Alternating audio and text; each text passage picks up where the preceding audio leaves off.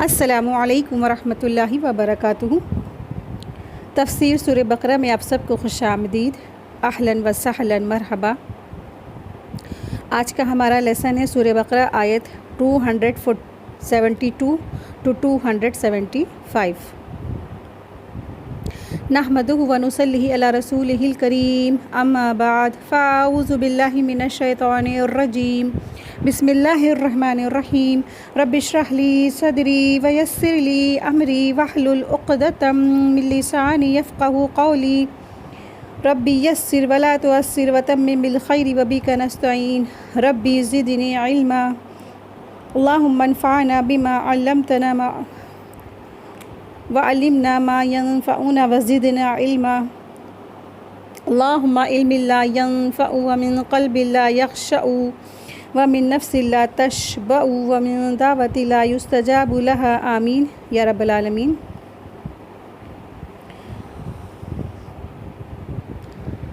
बिस्मिल्लाहिर्रहमानिर्रहीम। लैसा अलैका हुदाहुम वलकिन्नल्लाह यहदी मन यशा वमा तुनफ़िक़ू मिन खैरिन फ़लिअन्फ़ुसिकुम वमा तुनफ़िक़ूना इल्ला इब्तिग़ा वजहिल्लाह वमा तुनफ़िक़ू मिन खैरिन युवफ़्फ़ा इलैकुम व अंतुम ला तुज़लमून। आयत 272। तर्जुमा देखिए इसका। तेरे ज़िम्मे उन्हें हिदायत देना नहीं है, और लेकिन अल्लाह हिदायत देता है जिसे चाहता है, और तुम खैर में से जो भी कुछ करोगे सो तुम्हारे अपने ही लिए है, और तुम खर्च नहीं करते मगर अल्लाह का चेहरा तलब करने के लिए, और तुम खैर में से जो भी खर्च करोगे वो तुम्हें पूरा दे दिया जाएगा, और तुम पर ज़रा बराबर भी जुल्म ना किया जाएगा।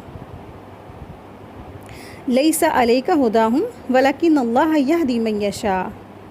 तो इससे मकसूद मोमिनों को अल्लाह के अवामिर की इताअत पर उभारना है, और उन्हें ये बताना है कि रसूलुल्लाह सल्लल्लाहु अलैहि वसल्लम लोगों को राह रास्त पर चलाने की मुकल्लफ़ नहीं है।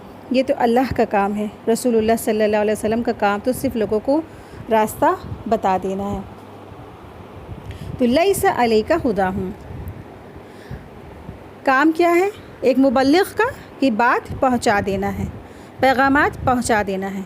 अल्लाह की जो बात है, अल्लाह का कलाम है, वो लोगों को पहुँचा देना है।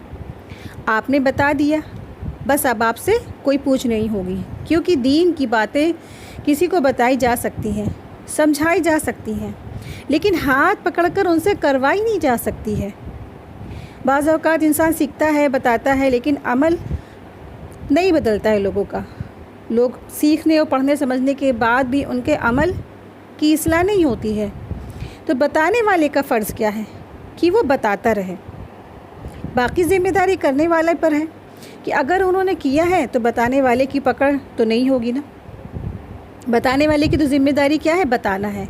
लेकिन ये नहीं है कि किसी से अगर ज़बरदस्ती काम करवा ही लिया जाए और वो अफसोस से बैठा रहे कि हम तो इतनी दिनों से बता रहे हैं, समझा रहे हैं, इनके अमल ही नहीं सुधर रहे हैं।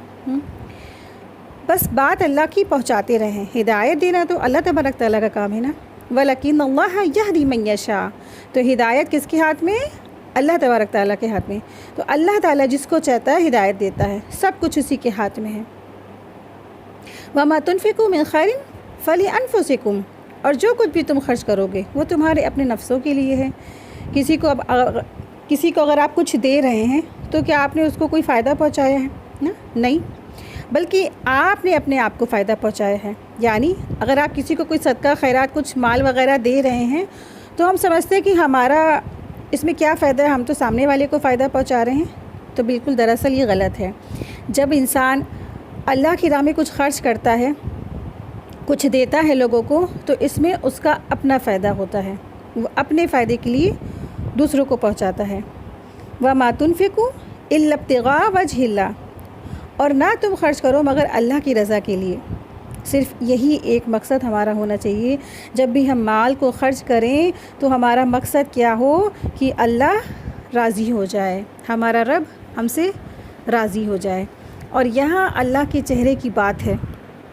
क़यामत के दिन लोग अल्लाह के चेहरे को देखेंगे तो जैसे आज हम ये इमेजिन करते हैं ना कि कैसे होंगे अल्लाह सुब्हान तआला, अल्लाह का चेहरा कैसा होगा, तो حدیث میں آتا ہے یقیناً تم اپنے رب کو دیکھو گے جس طرح سے تم آج چاندوی کے چاند کو دیکھتے ہو. یعنی چاندوی کی جو رات کا چاند ہوتا ہے نا، جب وہ دیکھ لیتا ہے انسان آسانی سے، اور کتنا زیادہ چمکدار ہوتا ہے اور آرام سے اس کو دیکھ لیتا ہے، اور رات میں ہی دکھتے ہیں ہم سب اس کو نا، تو اس کے دیکھنے میں کسی بھی قسم کی ہمیں کوئی شک نہیں ہوتا ہے، کوئی مشکل بھی نہیں ہوتی ہے، اور کوئی یہ نہیں کہہ سکتا یہ چاند بھی نہیں ہے نا، کیونکہ اس کو یقین ہے کہ یہ چاند ہے. تو ہر ایک کی توجہ بھی اس چاندوی کی جو چاند ہوتا ہے نا اسی کی طرف ہو جاتی ہے. تو دراصل قیامت کے دن بھی انسان اللہ کے چہرے کی طرف دیکھے گا، ہر چیز کو وہ بھول جائے گا، ہر چیز سے انسان کی توجہ ہٹ جائے گی. تو جب خرچ کریں تو یہ نیت کر لے کہ میں جو خرچ کر رہی ہوں تو مجھے اللہ کی رضا چاہیے ہے. اللہ اس کے بدلے تو اپنا دیدار نصیب فرمانا. سب سے بڑا بدقسمت اور محروم وہ ہے جو اللہ کے دیدار سے محروم ہو جائے گا.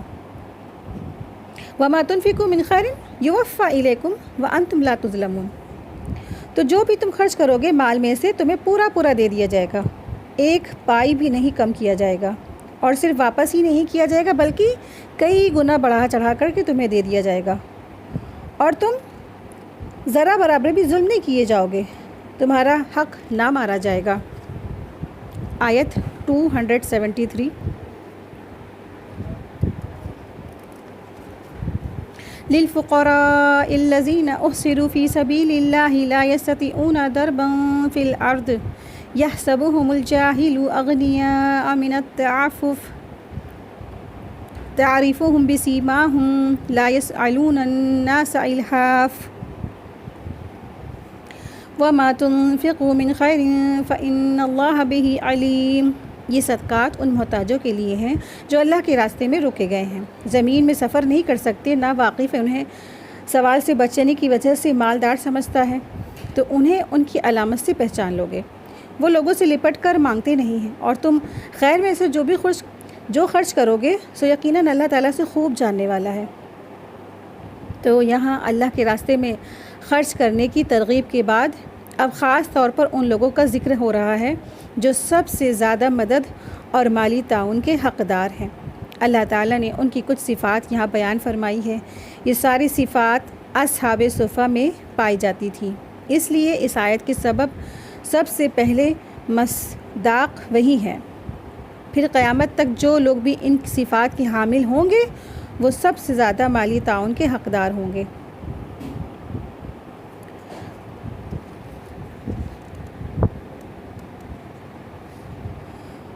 تو جب اللہ کے رسول صلی اللہ علیہ وسلم مدینہ ہجرت کر کے آئے تھے، اور اس میں سے کچھ بہت سارے صحابہ تھے جو آپ صلی اللہ علیہ وسلم کے پاس دور دراز سے آ گئے تھے علم حاصل کرنے.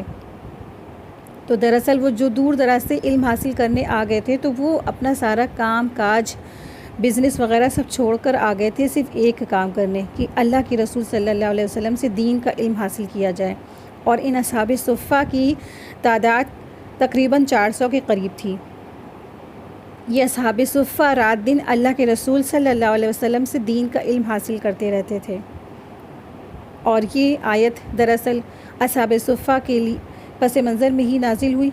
اصحاب صفہ جو تھے مسجد نبوی میں ایک چبوترا ایسا ہے، وہ سب اسی پہ ہی رہتے تھے، رات دن آپ صلی اللہ علیہ وسلم سے علم حاصل کرتے تھے، اور بہت زیادہ وہ علم کے حریص تھے.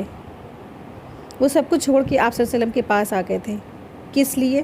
علم حاصل کرنے کے لیے. اور وہ اتنے زیادہ طالب علم تھے کہ بہت زیادہ انہوں نے اپنے آپ کو ڈیڈیکیٹ کر دیا تھا، ہر طرح سے اپنی جان اپنی مال سب کچھ لگا دیا تھا. سوتے نہیں تھے، کھاتے نہیں تھے، بھوکے رہتے تھے. بس ایک چیز ان کو سوار رہتی تھی کہ بس ان کو علم حاصل کرنا ہے. رسول اللہ صلی اللہ علیہ وسلم سے مجھے علم حاصل کرنا ہے، کیونکہ رسول اللہ صلی اللہ علیہ وسلم تو ہمیشہ نہیں دنیا میں بیٹھے رہتے نا. تو کچھ لوگ آئے، انہوں نے علم حاصل کیا، اور وہ بہت زیادہ علم والے ہوئے. انہی میں سے ایک صحابی تھے جنہیں ابو ہریرہ رضی اللہ عنہ کہا جاتا ہے. تو للفقراء الذین احصروا فی سبیل اللہ، خاص طور پر ان لوگوں کے لیے، ان محتاجوں کے لیے جو اللہ کے راستے میں گھیر لیے گئے ہیں، تو ان پر خرچ کرنے کو کہا جا رہا ہے. یعنی خرچ کرنے کی بہت سی جگہیں ہو سکتی ہیں، لیکن سب سے بہترین خرچ کہاں ہے؟ ان لوگوں پر خرچ کرنا ہے جو قید کر لیے گئے ہیں۔ تو احسروا جو الفاظ آیا ہے تو اس کے معنی ہیں قید کر لیے گئے ہیں۔ احسروا روک لیے گئے ہیں، قید کر لیے گئے ہیں، کس کام میں، کس چیز میں روک لیے گئے ہیں؟ فی سبیل اللہ، اللہ کے کام میں، یعنی جو اللہ کے دین میں اتنے مشغول ہو گئے کہ لا یستطیعون ضربا فی الارض، وہ زمین میں سفر کی استطاعت نہیں رکھتے، وہ زمین میں کام کاج کی استطاعت نہیں رکھتے، ان کے پاس وقت نہیں ہے کہ وہ بزنس وغیرہ کریں، اپنا مال تجارت کمائیں، کہیں جا نہیں سکتے ہیں۔ دین کی مشغولیت میں، دین کے کام میں مشغولیت کی وجہ سے وہ رات دن علم حاصل کرنے میں لگے رہتے ہیں، اور جس کی مثال دراصل کون ہے؟ اصحاب صفہ تھے۔ اصحاب صفہ سارے کام کاج چھوڑ کر کے مسلسل علم حاصل کر رہے تھے، اور جب جنگ میں جانے کی ضرورت پیش ہوتی تو نبی کریم صلی اللہ علیہ وسلم کے ساتھ جنگ میں بھی وہ جاتے تھے۔ ان اصحاب صفہ میں سے ایک شخصیت تھے جنہوں نے نبی صلی اللہ علیہ وسلم سے بہت زیادہ علم حاصل کیا تھا، اور وہ ابو ہریرہ رضی اللہ عنہ تھے۔ ابو ہریرہ اسلام لائے اور اصحاب صفہ میں شامل ہو گئے۔ بعض اوقات وہ اتنا مشغول ہوتے تھے کہ بھوک کی وجہ سے وہ بے ہوش ہو جاتے تھے، اور نبی صلی اللہ علیہ وسلم ان کو ہوش میں لاتے تھے۔ تو ان کو کوئی اور دوسرا کام نہیں تھا، یعنی علم حاصل کرنے کے علاوہ ان کو کوئی اور دوسرا کام نہیں تھا، کوئی چیز کی ان کو ہرس نہیں تھی، صرف اور صرف علم حاصل کرنا۔ اور ابو ہریرہ نے تقریباً 5000 حدیث زبانی یاد کر لی تھی، اور پھر ان کو آگے بھی پہنچایا، یعنی علم حدیث میں انہوں نے مہارت حاصل کی، اور پھر یہی نہیں، پھر یہاں تک کہ کوئی ان سے آگے بڑھ بھی نہیں سکا۔ حدیث کا علم حاصل کیا، اور حدیث کا علم حاصل کرنے کے ساتھ ساتھ انہوں نے کیا کیا؟ اس کو آگے بھی پہنچایا۔ تو حدیث حاصل کرنے اور روایت کرنے میں انہوں نے مہارت حاصل کی، اور یہ جو علم اتنا سارا جو سمیٹا انہوں نے کس قیمت پر، کہ ہر چیز سے جب انہوں نے کنارہ کشی کر لی نا، مستقل طور پر صرف اور صرف ایک ہی کام کیا، علم حاصل کیا۔ اور اگر وہ یہ نہ کرتے تو علم ہم تک نہیں پہنچ سکتا تھا۔ اگر وہ بھی ابو ہریرہ رضی اللہ عنہ بھی چلے جاتے اپنا بزنس کرنے، اپنا تجارت کرنے، اپنی گھر کے کام کاج کرنے، فیملی کا بوجھ برڈن، تو آج ہم تک یہ حدیثیں پہنچ پاتی نا۔ آپ دیکھیں سب سے زیادہ جو حدیثیں جو راوی ہوتے ہیں وہ ابو ہریرہ رضی اللہ عنہ ہوتے ہیں۔ صرف ابو ہریرہ ہی نہیں، ساتھ میں بہت سارے لوگ جو تھے اصحاب صفہ میں شامل تھے، جن کی بہت زیادہ کوششیں تھیں۔ ان اصحاب صفہ پر کون خرچ کرتا نا؟ ان پر مدینہ کے جو تجارت کرنے والے ہی ہیں، جن کے پاس جو ہے کھجور کے باغات اور باغانی وغیرہ، یہی سب یہ لوگ خرچ کرتے تھے۔ مسلمانوں کو اس بات کی تلقین بھی کی جا رہی ہے کہ اگر فی سبیل اللہ تم کو مال خرچ کرنا ہے نا، تو ان لوگوں پر خرچ کرو جو اللہ کے راستے میں گھرے ہوئے ہیں، وہ زمین پر چل پھر کر تجارت کے لیے یا جاب کے لیے، کام کاج کے لیے نہیں نکل سکتے ہیں۔ تو یا سبھم الجاہل اغنیاء، جاہل جو ناسمجھ لوگ ہیں ان کو، ایسے لوگوں کو، فقراء کو وہ غنی سمجھتے ہیں، دولت مند سمجھتے ہیں، جو ان کا حال نہیں جانتے ہیں، ان کی مشکلات کیا ہے وہ نہیں سمجھ سکتے ہیں۔ وہ بہت امیر لوگ ہیں، وہ یہ سمجھتے ہیں۔ کیوں سمجھتے ہیں؟ امیر سمجھتے ہیں من التعفف، پاک دامنی کی وجہ سے، کیونکہ وہ کسی سے مانگتے نہیں ہیں، کسی سے سوال نہیں کرتے، کسی کے آگے ہاتھ نہیں پھیلاتے ہیں۔ تعرفہم بسیماہم، کہ تم کیا کرو، تم ان کو ان کے چہروں سے پہچان لو، ان کی پیشانیوں سے پہچان لو، اور تم ان کی علامتوں سے پہچان لو۔ تمہیں پتہ چل جائے گا کہ ان کے چہرے پر بھوک کے اثرات ہیں یا جسم پر تنگی کے اثرات ہیں۔ تم دیکھ کر ان کو سمجھ جاؤ گے کہ واقعی میں یہ ضرورت مند ہے۔ ابو ہریرہ رضی اللہ عنہ کا ایک واقعہ ہے، حدیث کا مفہوم ہے کہ ایک بار حضرت ابو ہریرہ رضی اللہ عنہ بہت بھوکے تھے، اور وہ کچھ آیتوں کا مفہوم پوچھنے کے بہانے انہوں نے حضرت ابو بکر رضی اللہ عنہ کو روکا، تو انہوں نے کہا کہ میں بہت جلدی میں ہوں، میں جا رہا ہوں۔ وہ نہیں رکے۔ پھر اس کے بعد دوسرے صحابی حضرت عمر رضی اللہ عنہ آئے، پھر انہوں نے ان سے کچھ آیتوں کا مفہوم پوچھنے کے بہانے ان کو روکا کہ شاید یہ میرے پاس ٹھہریں گے اور مجھے کچھ کھانے پینے کو مل جائے گا۔ اس کے بعد بھی وہ بھی نہیں رکے، وہ بھی جلدی چلے گئے۔ پھر ادھر سے دوسری طرف سے رسول اللہ صلی اللہ علیہ وسلم کا آنا ہوا، تو حضرت ابو ہریرہ رضی اللہ عنہ کی شکل دیکھ کے رسول اللہ صلی اللہ علیہ وسلم پہچان گئے۔ انہوں نے کہا کیا ہوا ابو ہریرہ، کیا تم بھوکے ہو؟ تو انہوں نے کہا ہاں۔ تو پھر وہ ابو ہریرہ رضی اللہ عنہ کو ساتھ لے کر اپنے حجرے میں چلے گئے. پھر انہوں نے اندر آنے کی اجازت مانگی تو انہوں نے آپ صلی اللہ علیہ وسلم نے ان کو اجازت دے دی. گھر والوں سے آپ صلی اللہ علیہ وسلم نے پوچھا کیا کچھ کھانے کو ہے؟ تو گھر والوں نے جواب دیا کہ 1 کٹورا دودھ کا ہے.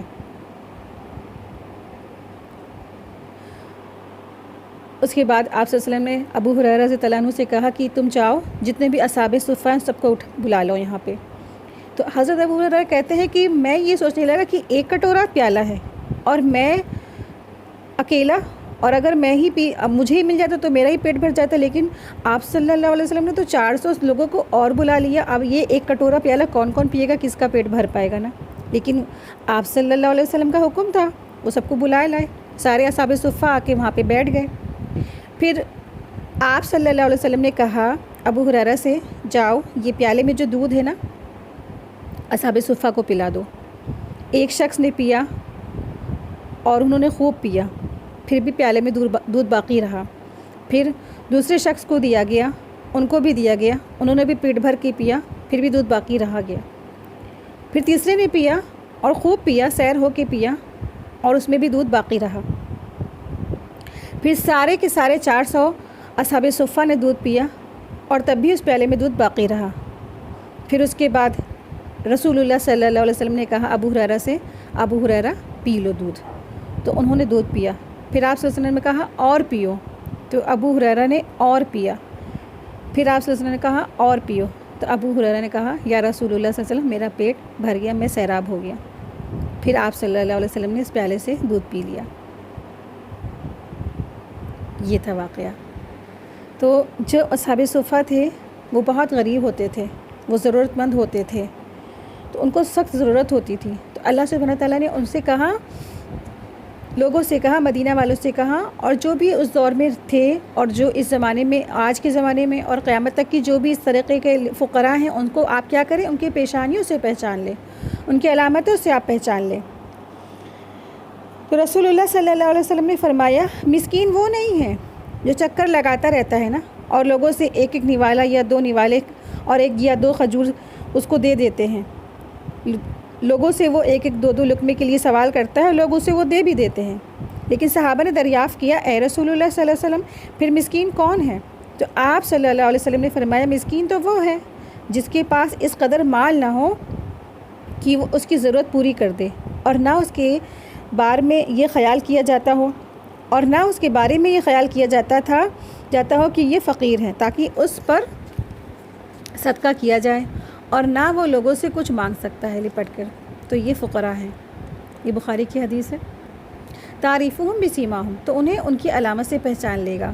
اس کا مطلب یہ کہ چہرے کا جو نور ہے اور وہ رونق ہے اور جو ایمان اور عمل صالح کی وجہ سے ان کے چہروں پر نمایاں بھی ہوتا ہے، یا تکلیف یا پریشانی، یا لوگوں کے اتنے مشکلات تکلیفیں ہوتی نا کہ چہرے، اب دیکھیں کوئی بھوکا ہے تو ظاہر سی بات ہے چہرے سے سمجھ جائے گا انسان کی واقعی میں اس نے 2-3 دن سے کچھ نہیں کھایا، بھوکا ہے. تو چہرے پہ علامات ہو جاتی ہیں انسان کی پریشانی کی، تکلیف کی، مشکلات کی. تو جو عقل مند ہے تو ان کو ان کے چہرے سے پہچان لے گا. اور جیسے آپ صلی اللہ علیہ وسلم نے ابو ہریرہ رضی اللہ عنہ کو پہچان لیا تھا نا کہ وہ بھوکے ہیں، اسی طرح سے. تعریفہم بسیماہم، تو تم ان کے چہروں سے پہچان لو گے، ان کی نشانیوں سے پہچان لو گے. تمہیں پتہ چل جائے گا یہ ان کے چہرے سے بھوک کے اثرات ہیں، وہ بھوکے ہیں یا ان کو تکلیف ہے یا ان کو کچھ چاہیے ہے. تو عقل مند ان کو پہچان جائے گا کہ واقعی میں یہ ضرورت مند ہے. لیکن یہ نشانیاں ہر ایک کو نظر نہیں آتی ہیں، صرف اسی کو نظر آ سکتی ہیں جو واقعی میں دلچسپی ہو، جس کو اللہ تعالیٰ نے حکمت دی ہے. تو ہر ایک کو حکمت بھی نہیں ملتی ہے نا. لا یسألون الناس الحافا، وہ کسی کے پیچھے پڑھ کر کسی سے سوال نہیں کرتے ہیں. ظاہر ہے جو اللہ کے دین میں لگے ہوئے ہیں نا وہ اللہ سے ہی مانگتے ہیں، بندوں سے نہیں مانگتے ہیں، اور ان کو مانگنا صحیح بھی نہیں ہے، ان کو مانگنا چاہیے بھی نہیں بندوں سے. تو ان کو وہ تو جو صرف مانگتے ہیں صرف اللہ سبحانہ تعالیٰ سے مانگتے ہیں.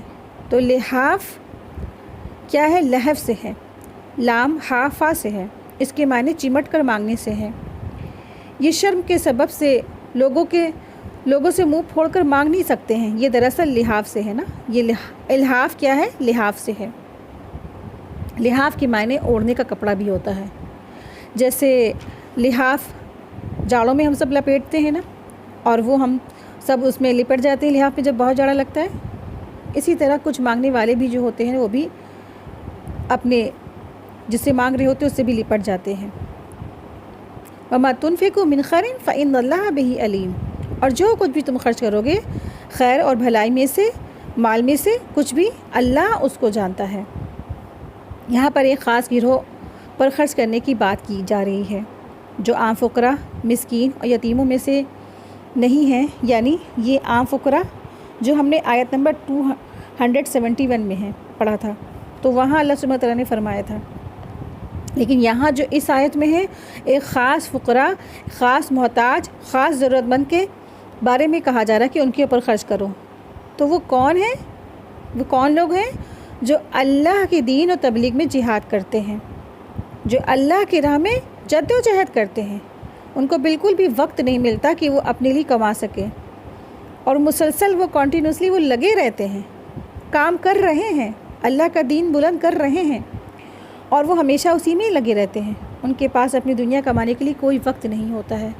جیسے ہمارے اور آپ دیکھیں کہ ہم آس پاس ہمارے جو کچھ لوگ بھی ہوتے ہیں دینی اداروں میں کام کرنے والے لوگ، جیسے ہماری مسجدوں کو روشن کرنے والے لوگ، مؤذن صاحب اور جو امام صاحب ہوتے ہیں، زندگیاں لگا دی آپ نے دیکھے. اور آج اگر دیکھا جائے تو شارٹیج ہو گئی ہے. کوئی تجوید پڑھانے والے آپ کو بہترین قاری نہیں ملیں گے. کیوں؟ کیونکہ لوگوں نے آج کیا سمجھ رکھا کہ ہمیں تو بس دنیا کمانا ہے. اگر ہم حافظ قرآن پڑھنے کے لیے نکلیں گے یا ہم عالم بننے کے لیے نکلیں گے تو ہماری سیلری ہوگی کم، اور ہم ایسا نہ ہو غریب ہو جائے، تو پھر وہ اس راستے کو چھوڑ کر دنیا کمانے کے لیے نکل جاتے ہیں.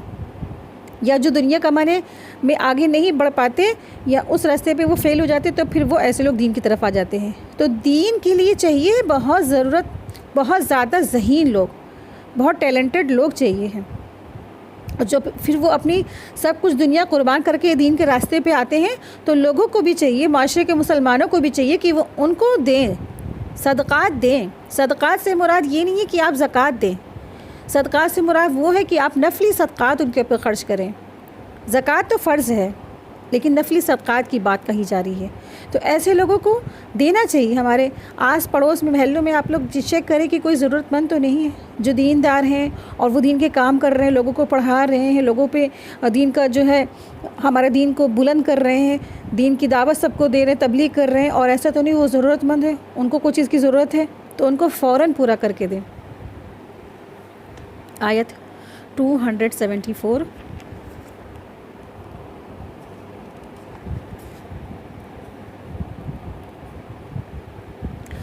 الذين ينفقون أموالهم بالليل والنهار سرا وعلانية فلهم أجرهم عند ربهم ولا خوف عليهم ولا هم يحزنون. وہ لوگ جو اپنے مال رات اور دن چھپے اور کھلے خرچ کرتے ہیں، سو ان کے لیے ان کا اجر ان کے رب کے پاس ہے، اور نہ انہیں کوئی خوف ہوگا اور نہ وہ غمگین ہوں گے.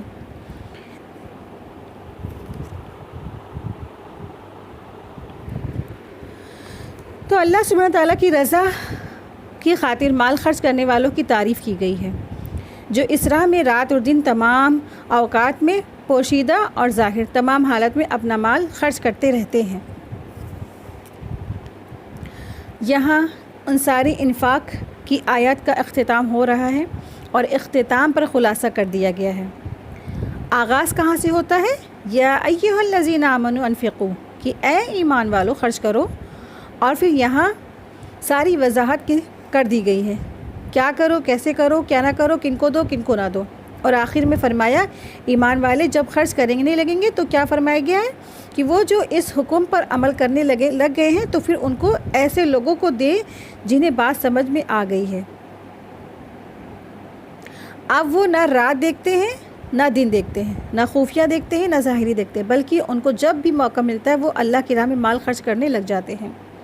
دراصل بات یہ ہے کہ جن کو اللہ نے دیا ہے نا تو ان کی ذمہ داری بنتی ہے. جن کو اللہ سبحانہ تعالیٰ نے مال دیا ہے ضرورت سے زائد، تو ان کی یہ ذمہ داری بنتی ہے کہ وہ اللہ کے ان احکامات پر عمل کریں.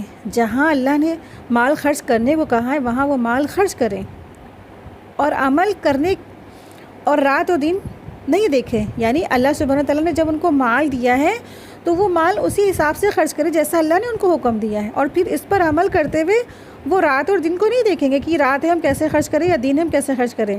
وہ رات کو بھی جب ان کو کوئی ضرورت مند پکارتا ہے خرچ کرنے کے لیے، تو رات کو کسی کو ضرورت پیش آتی ہے تو وہ رات کو بھی کھڑے اٹھتے ہیں دینے کے لیے۔ وہ اس کو لوٹالتے نہیں کہ نہیں رات ہے تم ابھی کیسے آگے دن میں آنا، ایسا کچھ نہیں۔ وہ رات کو بھی دے دیتے ہیں، خرچ کر دیتے ہیں، اور جب دن ہوتا ہے تو دن میں بھی خرچ کرتے ہیں۔ وہ شام ہونے کی تک کی دوسرے کو راستہ نہیں دکھاتے ہیں، جتنی توفیق ہوتی ہے وہ خرچ کر دیتے ہیں۔ تو ضرورت ہے کسی کو تو وہ فوراً ہی خرچ کر دیتے ہیں، تو وہ رات اور دن ہمیشہ خرچ کرتے ہیں، کبھی بھی کسی کو ٹالا مٹول نہیں کرتے ہیں۔ اور اس طرح دن کا بھی جب وقت ہوتا ہے تو وہ یہ نہیں کہتے ہیں کہ دن کا وقت ہے اب تو سب کو پتہ چل جائے گا کہ رات ہے تو میں خرچ کروں، کوئی بھی ٹالا مٹولی نہیں۔ وہ دن کو بھی خرچ کرتے ہیں اور وہ رات کو بھی خرچ کرتے ہیں۔ وہ چھپا کر بھی دیتے ہیں، یعنی کہ وہ لوگوں سے چھپا کر بھی مال خرچ کرتے ہیں، اور ضرورت کے تحت وہ ظاہر کر کے بھی دیتے ہیں۔ اب دیکھیں جب جو فرض ہے نا، اب زکوٰۃ کے جو پیسے ہیں جب آپ دیں گے نا تو وہ تو ظاہر ہو جائیں گے نا، اور آپ جب دے رہے ہیں سامنے والے کو تو اس کو پتہ ہی چل جائے گا نا۔ تو یہ اللہ کے جو بندے ہوتے ہیں وہ چھپا کر بھی دیتے ہیں اور ظاہر کر کے بھی دیتے ہیں، لیکن ان کا مقصد کیا ہوتا ہے؟ صرف و صرف اخلاص، اللہ کی رضا، اللہ کی خوشنودی، اللہ کی محبت کے لیے وہ خرچ کرتے ہیں۔ ان کا مقصد ہوتا ہے لوجہ اللہ، اللہ کا چہرہ۔ تو یہ اللہ والے ہوتے ہیں جو اللہ کی راہ میں خرچ کرتے ہیں۔ آیت 275 الذین یأکلون الربا لا یقومون الا کما یقوم الذی یتخبطہ الشیطان من المس ذلک بأنہم قالوا انما البیع مثل الربا وأحل اللہ البیع وحرم الربا فمن جاءه موعظة من ربه فانتهى فله ما سلف وأمره إلى الله ومن عاد فأولئك أصحاب النار هم فيها خالدون۔ وہ لوگ جو سود کھاتے ہیں کھڑے نہیں ہوں گے مگر جیسے وہ شخص کھڑا ہوتا ہے جسے شیطان نے چھو کر خپتی بنا دیا ہے۔ یہ اس لیے کہ انہوں نے کہا بیع تو سود ہی کی طرح ہے، یعنی تجارت تو کیا ہے؟ سود ہی کی طرح ہے، حالانکہ اللہ نے بیع کو حلال کیا ہے اور سود کو حرام کیا ہے۔ پھر جس کے پاس اس کے رب کی طرف سے کوئی نصیحت آ جائے بس وہ باز آ جائے، تو جو پہلے ہو چکا وہ اسی کا ہے، اور جو اس کا معاملہ اللہ کے سپرد ہے، اور جو دوبارہ ایسا کرے گا تو وہی آگ والے ہیں، وہ اس میں ہمیشہ رہنے والے ہیں۔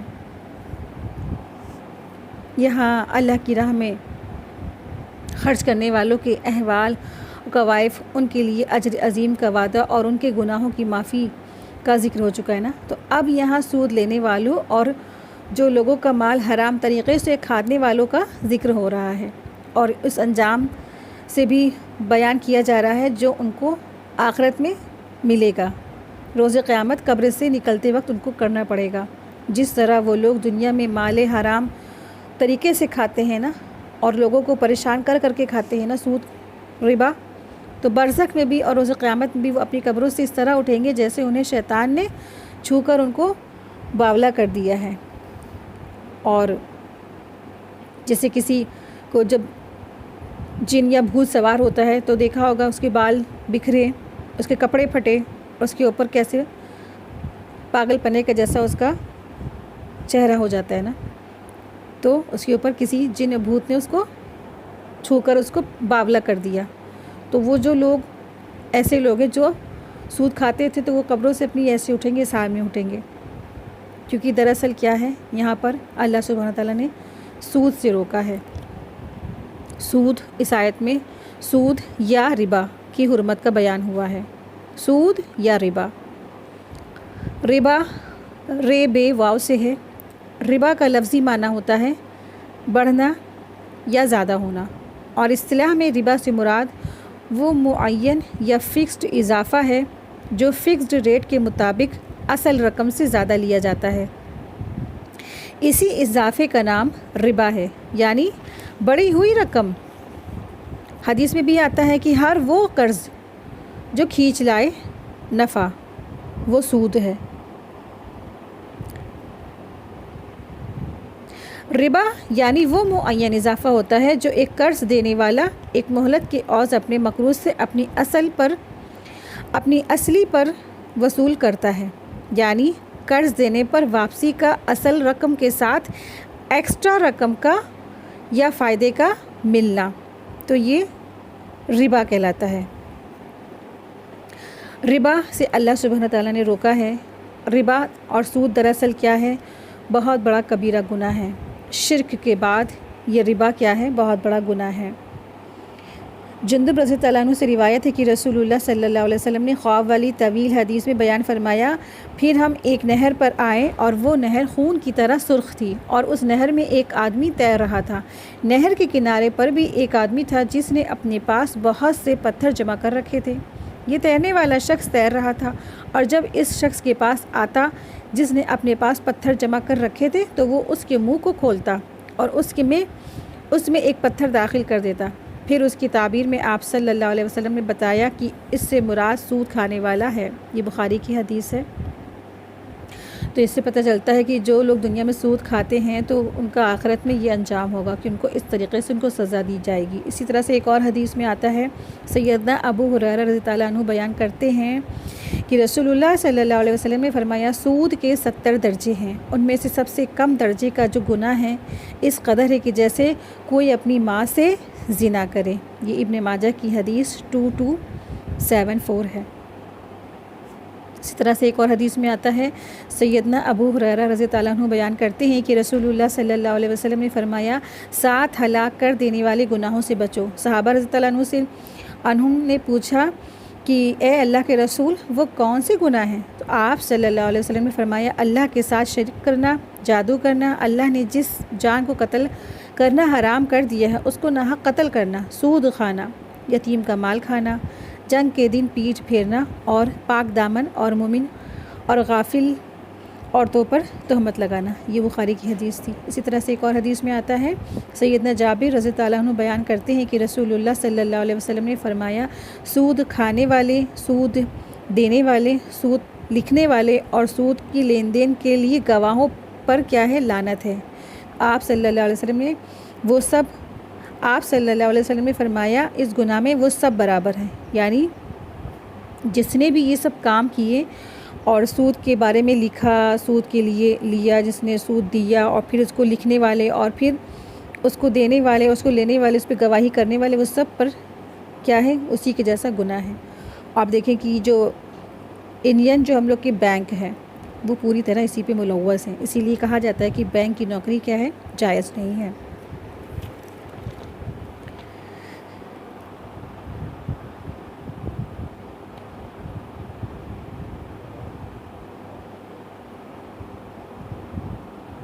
اسی طرح سے ایک اور حدیث میں آتا ہے کہ حضرت ابو ہریرہ رضی اللہ عنہ روایت ہے کہ رسول اللہ صلی اللہ علیہ وسلم نے فرمایا، شب معراج میں سے ایسے لوگ پر پہنچا کہ جن کے پیٹوں میں سانپ بھرے ہوئے تھے اور وہ ٹھٹھیوں کی طرح تھے، یعنی کہ بڑے بڑے گھڑوں کے جیسے تھے، اور پیٹ کے باہر سے بھی وہ سانپ نظر آ رہے تھے۔ تو میں نے پوچھا، اے جبریل یہ کون لوگ ہیں؟ تو جبریل علیہ السلام نے کہا کہ یہ سود خور ہیں۔ یہ ابن ماجہ کی حدیث ہے۔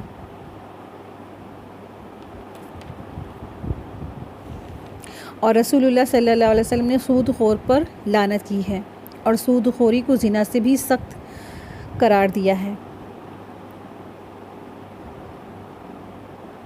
تو یہ سارے کے سارے حدیثیں تھیں جو سود کھانے والوں کے لیے آئی ہیں۔ تقریباً 40 حدیثیں ہیں سود کھانے والوں کے بارے میں کہ جنہوں نے سود کھایا تو ان کو یہ عذاب ہونے والا ہے۔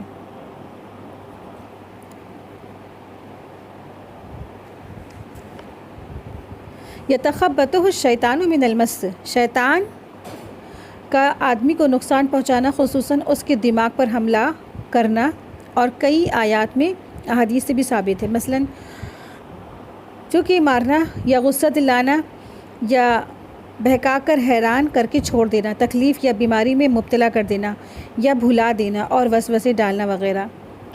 سیدہ صفیہ بنت حیہ رضی اللہ عنہ بیان کرتی ہیں کہ نبی کریم صلی اللہ علیہ وسلم اعتکاف کیے ہوئے تھے کہ ایک رات میں آپ کی زیارت کے لیے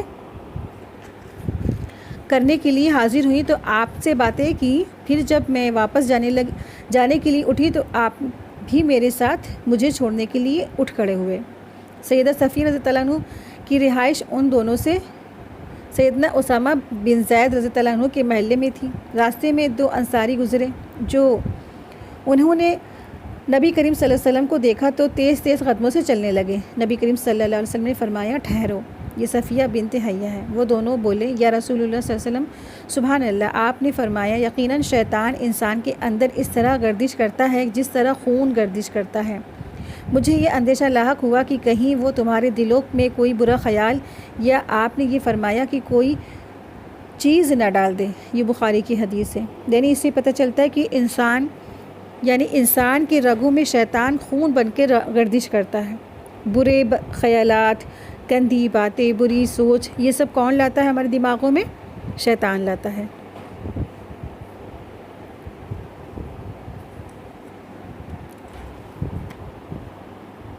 ذالک بأنہم قالوا انما البیع مثل الربا، یعنی ان کی یہ حالت اس لیے ہوگی کیونکہ انہوں نے بیع یعنی خرید فروخت کو بھی کہا کہ یہ سود جیسا ہی قرار دے دیا ہے۔ یعنی اللہ نے ان کو اتنی زیادہ سزائیں کیوں دیں گے، اور جو لوگ سود کھاتے تھے وہ اپنی قبروں سے اس طرح سے کیوں نکلیں گے جیسے ان کو کسی شیطان نے چھو کر باولا کر دیا ہے۔ یہ سزا، اتنی بڑی سزا، اور جو حدیثوں میں ہم نے پڑھا وہ سزائیں کیوں ہیں؟ کیونکہ ان لوگوں نے کہا کہ سود کیا ہے، وہ بھی کیا ہے، ایک تجارت کی طرح ہے۔ سود کیا ہے؟ تجارت ہے۔ مطلب ہم کسی کو سود دیتے ہیں تو ہم اس میں تجارت کر رہے ہیں، بزنس کر رہے ہیں نا۔ تو دراصل کیا ہے، انہوں نے سود کو بھی اپنے لیے حلال کر لیا تھا، حلال قرار دے دیا، جبکہ تجارت کی کیا ہے، تجارت اللہ نے حلال کیا ہے لیکن سود کو اللہ نے حرام کیا ہے۔ سود اور تجارت میں بہت فرق ہے۔ وَأَحَلَّ اللَّهُ الْبَيْعَ وَحَرَّمَ الرِّبَا، اللہ نے تجارت کو حلال کیا ہے اور سود کو حرام کر دیا ہے۔ اور سود کی حرمت میں 7 آیاتیں قرآن پاک میں بھی ہیں اور 40 احادیثوں میں ہیں۔ اجماع امت سے بھی اس کی حرمت ثابت ہے، یعنی کچھ شک شبہ کی بات ہی نہیں ہے۔ اور خاص طور پر جس کے لیے قرآن میں واضح ٹیکسٹ میں آیت موجود ہے کہ ربا حرام ہے، تو اسے کسی بھی طرح حلال نہیں کیا جا سکتا ہے۔ حضرت عمر رضی اللہ عنہ کہتے ہیں کہ آخری چیز جو آپ صلی اللہ علیہ وسلم پر نازل ہوئی وہ ربا کی آیات ہے، لہٰذا تم سود کو چھوڑ دو اور اس چیز کو بھی چھوڑ دو جس میں سود کا شبہ بھی ہو تم کو۔ تجارت اور سود، لوگوں نے کہا کہ تجارت بھی کیا ہے، سود بھی کیا ہے، دراصل وہ تجارت ہے، لیکن تجارت اور سود میں بہت زیادہ فرق ہے۔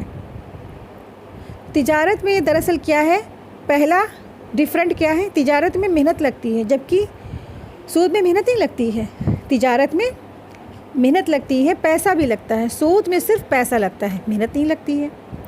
دوسرا کیا فرق ہے، تجارت میں ذہانت اور وقت کا بھی استعمال ہوتا ہے، سود میں صرف سرمایہ یا پیسہ دے کر فارغ ہو جاتا ہے، کسی بھی ذہانت، کسی بھی وقت یا کسی بھی دماغ کو لڑانے کی ضرورت نہیں ہوتی ہے۔ ایک بار آپ نے اس میں پیسہ دے دیا اور بے فکر ہو گئے، اس پر نفع آتا ہی رہے گا نا، یہ شرط ہوتی ہے سود دینے والے میں۔ تیسرا فرق کیا ہے، تجارت میں رسک ہوتے ہیں، نقصان کا اندیشہ ہوتا ہے، سود میں کسی قسم کا کوئی بھی رسک نہیں ہوتا، کوئی نقصان نہیں ہوتا۔ چوتھا فرق کیا ہے، تجارت میں منافع کی مقدار مقرر نہیں ہوتی ہے جبکہ سود میں منافع فکسڈ ہوتا ہے۔ پانچواں فرق، تجارت میں سودا طے ہونے پر معاملہ ختم، کیونکہ چیز دے کر قیمت لے لی، اب معاملہ ختم۔ لیکن سود میں کیا ہے، لین دین ایک بار میں نہیں ہوتا ہے، معاملہ ختم نہیں ہوتا بلکہ مسلسل منافع ملتا ہی رہتا ہے سامنے والے سے، یعنی تاجر ایک بار منافع لیتا ہے اور سود خور بار بار منافع لیتا ہے۔ چھٹا فرق کیا ہے، تجارت حلال ہے، حلال کام ہے اور اس میں باہم رضامندی بھی شامل ہوتی ہے، یعنی خریدار اور جو خرید رہا ہے اور جو بیچ رہا ہے دونوں آپسی رضامندی سے چیز خرید فروخت کرتے ہیں۔ لیکن سود میں دراصل کیا ہوتی، رضامندی نہیں ہوتی ہے، ایک مجبوری ہوتی ہے۔ ساتواں فرق کیا ہے، تجارت میں نفع کم بھی ہو سکتا ہے نا، لاسز بھی ہو سکتا ہے، زیادہ بھی ہو سکتا ہے۔ سود کم ہو زیادہ ہو، سود دراصل کیا ہے، کم بھی ہو یا زیادہ ہو لیکن بغیر محنت کے ملتا ہے۔ کم آئے یا زیادہ آئے لیکن بغیر محنت کے ملتا ہے۔ 8واں فرق، تجارت ایک تعمیری کام ہے۔ قوم کے اندر کام کرنے اور محنت کرنے کا شوق پیدا ہوتا ہے، فزیکل اور مینٹل ایکٹیویٹی ہوتی ہے، انسان کی ایک مشغولیت بھی ہوتی ہے۔ اس کے برعکس اس کے اپوزٹ سود لینے والے عموماً بیکاری کا شکار ہوتے ہیں، کیونکہ ان کو ایک آمدنی کا ذریعہ مل جاتا ہے اور ان کا فارغ وقت اب خرابیوں میں خرچ ہونے لگتا ہے نا، جیسے لڑائی جھگڑا، فساد، بیکار کے فاحشہ کے کام۔ 9واں فرق کیا ہے؟ تجارت میں بہت سے لوگوں کو کام ملتا ہے، کئی لوگوں کو اس میں مزدوری کا کام ہے، کتنے سارے کام اس کو ملتے ہیں، جبکہ سود میں کیا ہوتا ہے، صرف اور صرف بے روزگاری آتی ہے، اور بھی ہو سکتا ہے، بہت سارے فرق ہیں۔ تو یہ چند فرق آپ کے سامنے رکھیں۔ اسی لیے اللہ سبحانہ تعالیٰ نے تجارت کو حلال کیا ہے اور سود کو حرام کیا ہے۔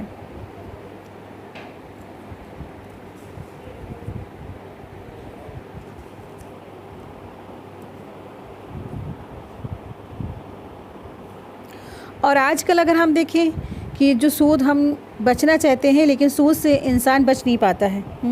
آپ صلی اللہ علیہ وسلم کی ایک حدیث کا مفہوم ہے کہ آپ صلی اللہ علیہ وسلم نے فرمایا کہ جب زمانہ آخری ہوگا تو سود ایسا میری امت پر آئے گا جیسے بارش کے قطرے، بارش کے قطروں سے جیسے کوئی بچ نہیں سکتا نا، ویسے ہی انسان سود سے نہیں بچ سکے گا۔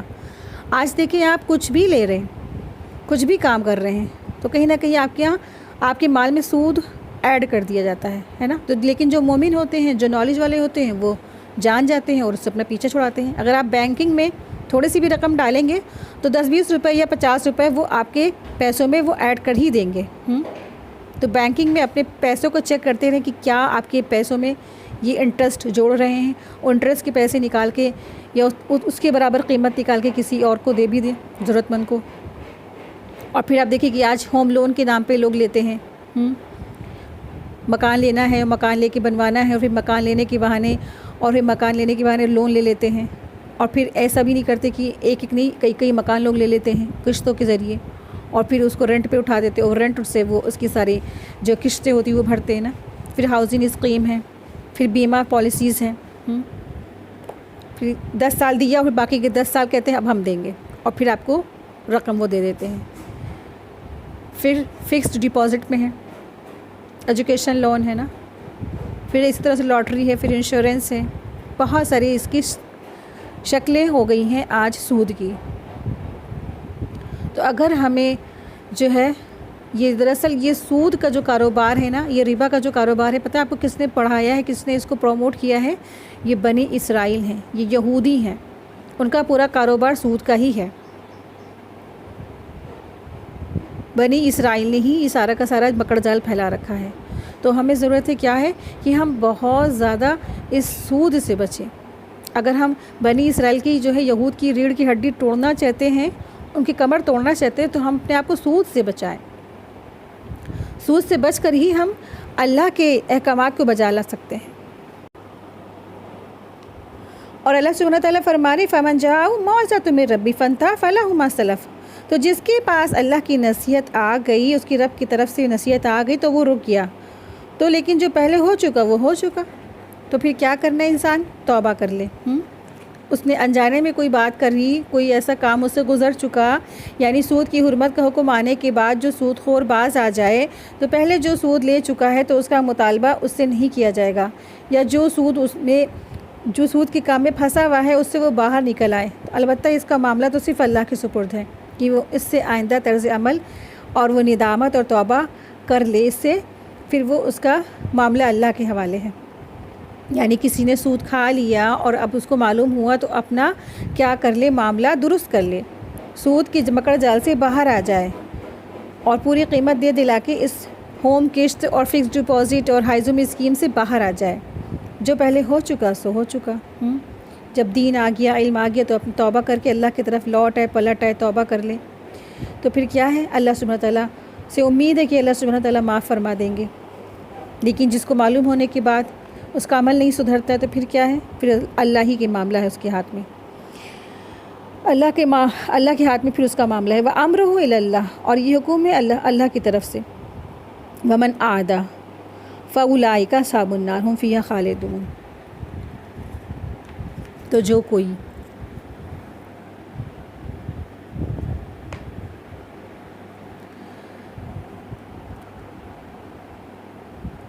یعنی جو کوئی اس معاملے میں اللہ سے سرکشی کرے،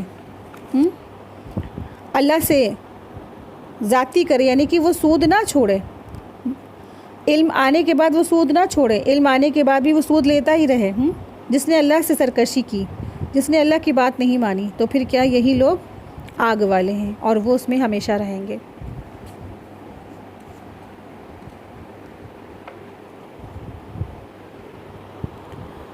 اللہ سبحانہ تعالیٰ سے دعا ہے کہ اللہ تبارک تعالیٰ ہم سب کو سود کے ہر طریقے کے، ہر طرح سے سود سے ہم سب کی حفاظت فرمائے، ہم سب کی نسلوں کی حفاظت فرمائے۔ سود دراصل کیا ہے؟ ایک دیمک کی طرح ہے ہمارے معاشرے میں، جو سود کا مکڑ جال پھیل گیا ہے، اور اکثر جو ہمارے مسلمان بھائی بہن ہیں وہ بینک میں ایسے جاب بھی آرام سے کرتے ہیں، جبکہ بینک کی جاب کیا ہے وہ جائز نہیں ہے۔ علماؤں کا یہ فتویٰ ہے، علماؤں نے اس میں بتایا ہے کہ بڑے بڑے عالموں نے بتایا کہ بینک کی جاب جائز نہیں ہے، یہ حدیث کو سامنے رکھ کے۔ تو اسی لیے کافی لوگ ہیں جو آج بھی بینکوں میں جاب کر رہے ہوتے ہیں نا۔ آپ دیکھیے جب آپ اللہ کی راہ میں آئے، آپ کو معلوم ہوا، آپ کو علم آ گیا، تو پھر کیا کرنا ہے؟ آپ کو اس چیز سے باہر آ جانا ہے، چھوڑ دینا ہے۔ اللہ نے رزق کا وعدہ کیا، اللہ تعالیٰ رزق دے گا، کہیں نہ کہیں سے اللہ تعالیٰ انتظام کرے گا نا۔ لیکن وہ جو ہے نا دنیا کی جس کو حرص لگ جاتی ہے اور دین سے دور ہوتا ہے، تو پھر وہ اس کو بہت بڑی نعمت سمجھتا ہے، وہ کبھی نہیں چھوڑتا اس کو۔ تو بس اللہ سے دعا ہے کہ اللہ تبارک تعالیٰ ان لوگوں کو ہدایت دے جو آج مسلمان بھی بینکوں میں جاب کر رہے ہیں، یا اس سود میں، لین دین میں، یا اس طرح کے بزنس میں، سود کی بزنس میں ملوث ہیں۔ اللہ سبحانہ تعالیٰ ان سب کو ہدایت دے دے، اور ہم سب کی اللہ تبارک تعالیٰ سود سے حفاظت فرمائے، ہم سب کی نسلوں کی حفاظت فرمائے، آمین یا رب العالمین۔ وآخر دعوانا الحمد للہ رب العالمین۔ سبحانک اللہم وبحمدک، اشہد ان لا الہ الا انت، استغفرک واتوب الیک۔ السلام علیکم ورحمۃ اللہ وبرکاتہ۔ جزاکم اللہ خیرا کثیرا۔